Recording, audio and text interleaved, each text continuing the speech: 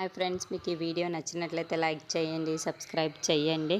క్రిష్ వాళ్ళ బామ్మగారిని ఆట పట్టిస్తూ ఉంటాడు. ఇంతలో అక్కడున్న వాళ్ళ నానమ్మ అయితే సత్య దగ్గరికి వెళ్ళి, అమ్మ వీడు చూడమ్మా, వీడు నన్ను వీడేమంటున్నాడో చూడు ఒక్కసారి అని చెప్పేసి అంటూ ఉంటుంది.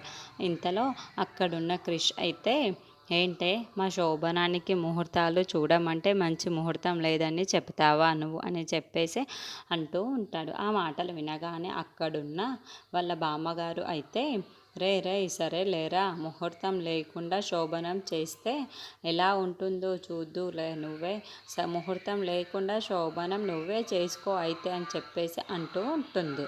ఆ మాటలు వినగానే అక్కడున్న క్రిష్ అయితే చాలా సిగ్గుపడిపోతూ ఉంటాడు. ఇంతలో అక్కడున్న బామ్మ వెళ్ళిపోతూ ఉంటుంది. అక్కడున్న సత్యను చూసావా సత్య, బామ్మ కూడా ఓకే అని చెప్పేసింది. మనకు ముహూర్తాలు లేకుండా ఇక శోభనాలు జరగాల్సిందే.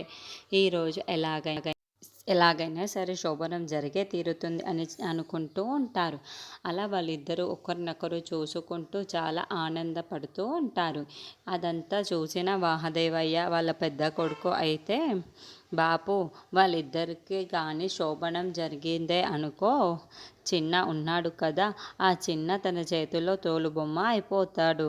అలా శోభనం జరగడానికి వీల్లేదు ఎలాగైనా సరే. అందుకని నేను సత్యను లేపేద్దామని అనుకుంటున్నాను, నువ్వేమంటావు బాపు అని చెప్పేసి అంటూ ఉంటాడు. ఆ మాటలు వినగానే అక్కడున్న మహాదేవయ్య కూడా, అవునరా, నువ్వు చెప్పేది కూడా నిజమేరా, ఈ శోభనంగానే జరిగింది అంటే ఆ చిన్నగాడు మన చేతుల్లో జారిపోయినట్టే, ఆ సత్యను లేపే అని చెప్పేసి అంటూ ఉంటాడు.